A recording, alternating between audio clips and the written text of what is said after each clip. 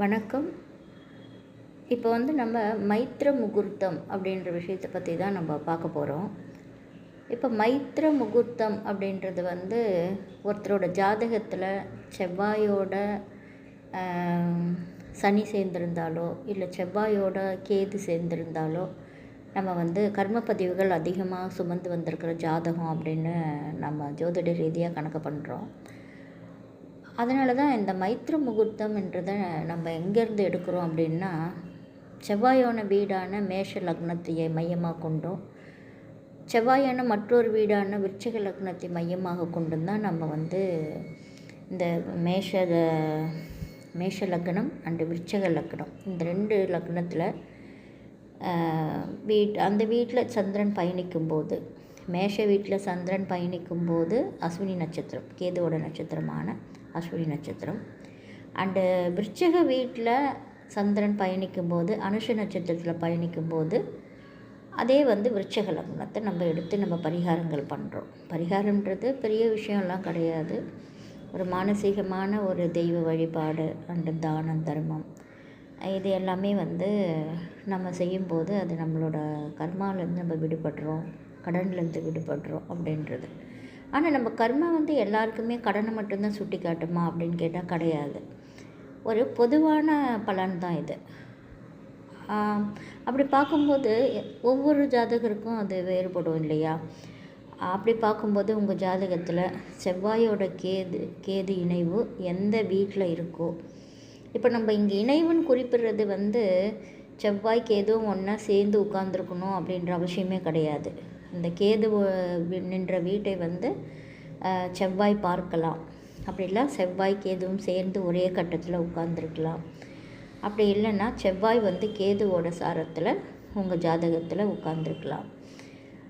அதே போல் தான் சனி செவ்வாய் இணைவு அப்படின்றதும், சனியும் செவ்வாயும் சேர்ந்து ஒரே இடத்துல இருக்கிறது, சனி செவ்வாயை பார்க்கறது, சனியோட நட்சத்திரத்தில் செவ்வாய் இருக்கிறது, செவ்வாயோட நட்சத்திரத்தில் சனி இருக்கிறது, இந்த மாதிரியான அமைப்புகள் எல்லாமே நம்ம இணைவு அப்படின்னு தான் சொல்கிறோம். அப்போது உங்கள் ஜாதகத்தில் செவ்வாயும் கேதுவும் எந்த இடத்துல கனெக்ட் ஆகுறாங்க? அப்போ கேதுவை தனி வீடு கிடையாது. ஸோ கேது எந்த வீட்டில் இருக்கிறாரோ அந்த வீட்டை செவ்வாய் பார்க்குறார் அப்படின்னாலோ, இல்லை 2 பேரும் சேர்ந்து ஒரு வீட்டில் உட்காந்துருக்குறாங்க அப்படின்னாலோ, அந்த வீடு உங்களுக்கு எந்த வீடுன்னு பாருங்கள். அதாவது உங்களுக்கு முதல் வீடா, 2வது வீடா, 3வது வீடா, 4வது வீடான்றதை நீங்கள் இந்த 12 வீட்டில் எந்த வீடுன்னு கணக்கு பண்ணிக்கோங்க. அந்த செவ்வாய் எந்த வீட்டில், இப்போ மிதுன லக்னம் அப்படின்னு எடுத்துக்கிட்டிங்கன்னா உங்களுக்கு செவ்வாயும் கேதும் சேர்ந்து கடகத்திலே உட்காந்துருக்கிறார் அப்படின்னாக்கா உங்களோட கர்மப்பதிவு அங்கே செவ்வாய் கேது பார்த்துட்ருக்காரு அப்படின்னு அர்த்தம். அது எந்த வீடு? உங்களோட 2ஆம் வீடு இல்லையா? மிதுன லக்னத்துக்கு கடகம் 2வது வீடு.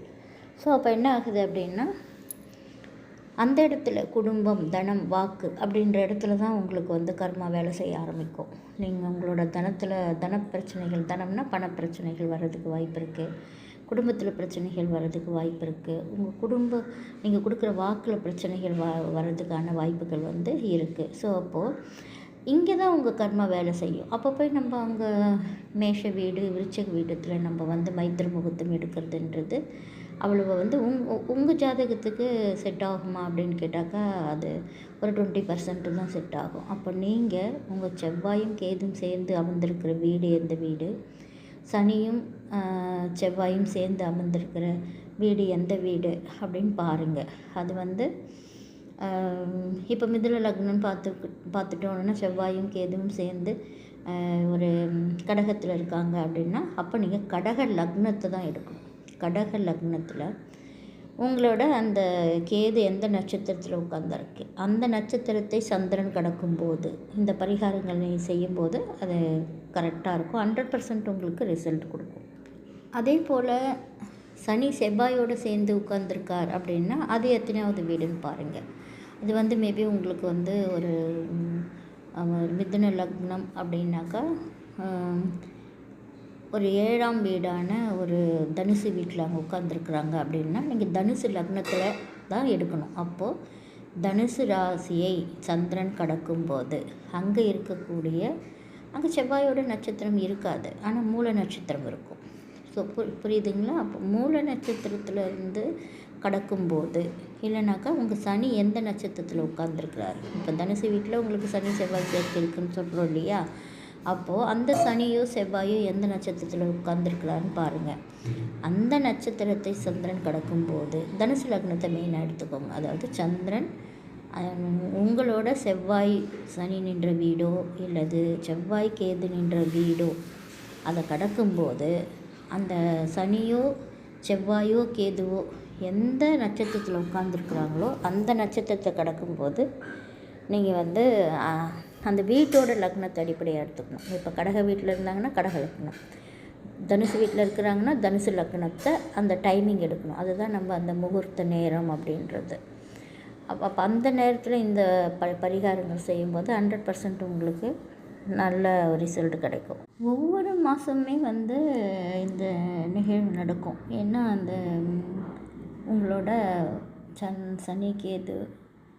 சனி செவ்வாய் அல்லது செவ்வாய் கேது நின்ற வீட்டை வந்து சந்திரன் வந்து 28 டேஸ்க்கு ஒன் டைம் வந்து பாஸ் பண்ணிட்டு தான் இருப்பார். ஸோ அப்போ அந்த டைமை நீங்கள் செலக்ட் பண்ணி நீங்கள் வந்து பிரார்த்தனை பண்ணுறதோ இல்லை தானம் பண்ணுறதோ இல்லை உங்களுக்கு கடன் அடைக்கிறதோ இந்த மாதிரி விஷயங்களை நீங்கள் செய்கிறது வந்து அதிகபட்ச பலனை உங்களுக்கு கொடுக்கும். நல்லதே நினைங்க, நல்லதே செய்யுங்க, உங்களுக்கு நல்லதே நடக்கும். மீண்டும் இதே போல் ஒரு பதிவில் நம்ம சந்திக்கலாம். நான் ஆஸ்ட்ரோ பானுமதி. நன்றி, வணக்கம்.